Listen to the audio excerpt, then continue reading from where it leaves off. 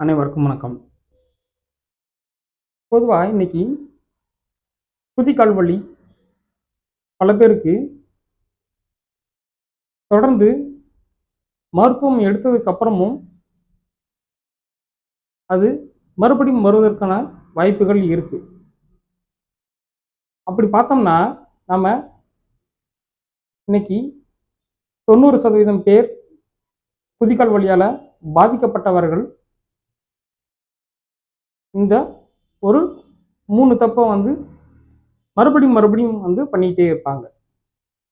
ஏன்னா, இவங்களுக்கு வலிய குறைப்பதோடு இதோட மருத்துவம் முடிந்து போவது கிடையாது.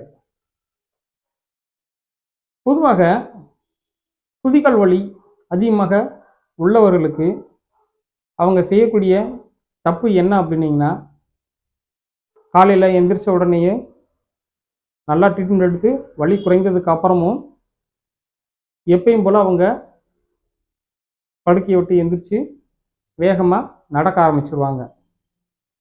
இது ஒரு முக்கியமான பிரச்சனை. ஏன்னா இவங்களுக்கு வலி குறைஞ்சதுக்கு அப்புறம் சில விஷயங்களை இவங்க கடைபிடிக்க வேண்டியது இருக்கும். அதை செய்யாமல் இவங்க மறுபடியும் தன்னுடைய பழைய நடைக்கு அப்படியே மாறிடுவாங்க. இது மறுபடியும் திரும்பி வலியை வர வைக்கும். இரண்டாவது ஒரு முக்கியமான காரணம் பார்த்தீங்கன்னா,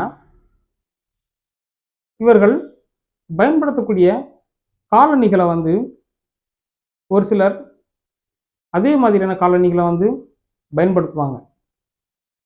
இது இன்னைக்கு பல பேர் செய்யக்கூடிய ஒரு முக்கியமான பிரச்சனை.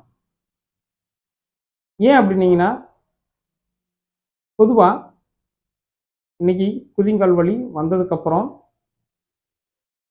இவர்களுக்கு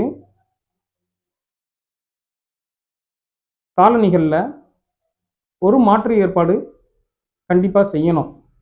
சிலருக்கு சொல்லப்போனால், இவங்க நல்லா இருக்கும் பொழுதே நல்லா மிருதுவான ஒரு காலணியை பயன்படுத்த ஆரம்பிச்சிருப்பாங்க.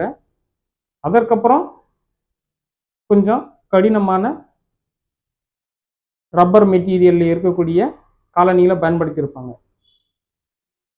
இது என்ன ஆகும் அப்படின்னீங்கன்னா, இவர்களுக்கு குதிகால் வலியை மறுபடியும் தொடர்ந்து வரவழைக்கக்கூடிய ஒரு வாய்ப்பாக இருக்கும்.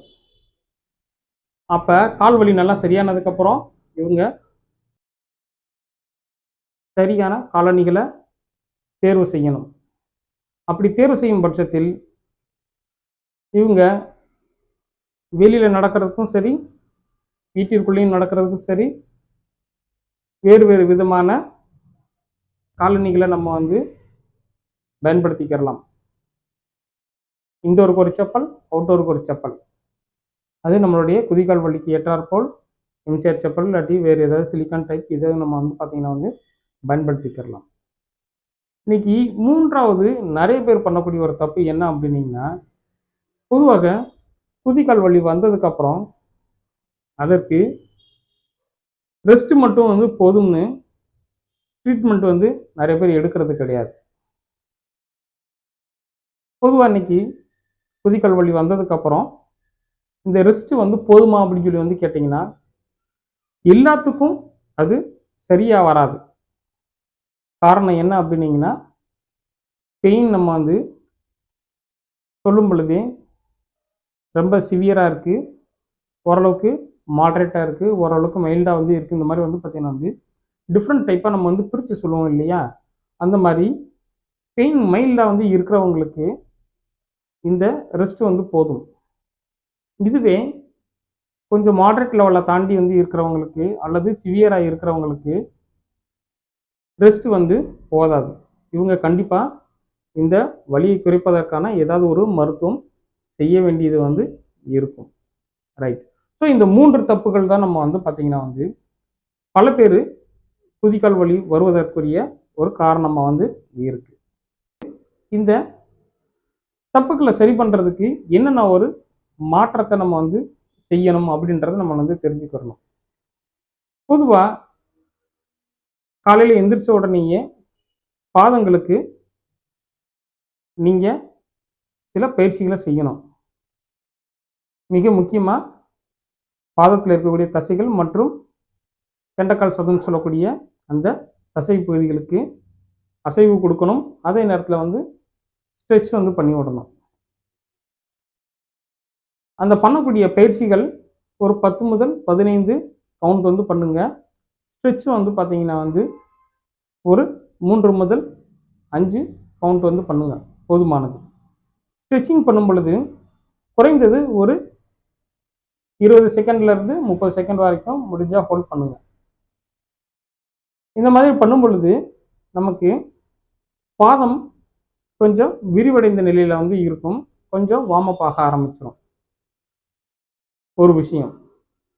இன்னொன்று, ஒருவேளை இவங்க வந்து பெயின் வந்து நல்லா ட்ரீட்மெண்ட் எடுத்து குறைஞ்சதுக்கு அப்புறமும் காலையில் பாதத்தில் இருக்கக்கூடிய அந்த தசைகள், உள்ளே இருக்க சவ்வு பகுதிகள், சாஃப்ட் டிஷ்யூ ஸ்ட்ரக்சர்ஸ் எல்லாமே ஒரு வார்ம் அப் கண்டிஷனுக்கு வந்து வருவதற்கு கொஞ்சம் நேரம் ஆகிற பட்சத்தில் கொஞ்சம் ஹாட் வாட்டர் வந்து பயன்படுத்தலாம்.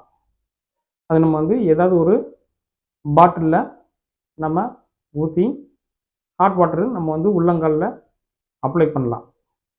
அப்படி அப்ளை பண்ணும் பொழுது உங்களுக்கு வந்து அதுவும் வந்து ஒரு வார்ம் அப் கண்டிஷனுக்கு கொண்டு வரும்.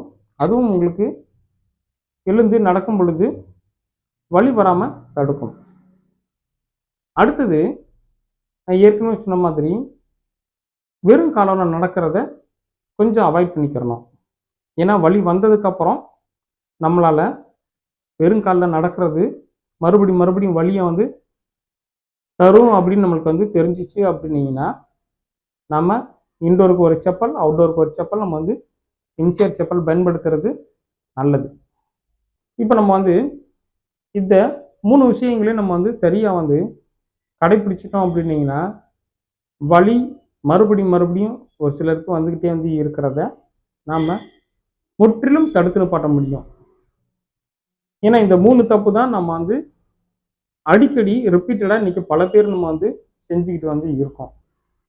நம்ம பண்ணக்கூடிய இந்த 3 தப்புக்களை மட்டும் நம்ம வந்து ப்ராப்பராக சரி பண்ணிட்டோம் அப்படின்னீங்கன்னா, நம்மளுடைய குதிகால் வலி மறுபடியும் வராமல் நம்ம வந்து பார்த்துக்க முடியும்.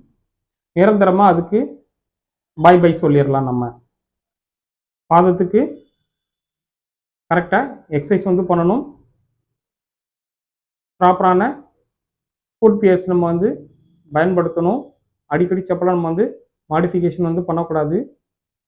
ரெஸ்ட் அப்படின்னு சொல்லி வந்து நீங்கள் வந்து எடுத்தீங்க அப்படின்னீங்கன்னா, ஒரு 7 முதல் 10 நாட்களுக்கு மேலே வலி வந்து இருந்துச்சு அப்படின்னீங்கன்னா, உங்களுக்கு மருத்துவம் கண்டிப்பாக தேவைன்றதை வந்து நாம் தெரிஞ்சுக்கிறணும். இந்த 3 விஷயத்த நல்லா நம்ம வந்து ஞாபகத்தை வந்து வச்சுக்கோங்க. குதிகால் வலி நம்ம வரவிடாமல் பார்த்துக்க முடியும். இந்த வீடியோவை தொடர்ந்து பார்த்ததுக்கு மிக்க நன்றி. மீண்டும் அடுத்த ஒரு வீடியோவில் உங்களை சந்திக்கிறேன். தேங்க்யூ ஃபார் வாட்சிங். Thank you very much.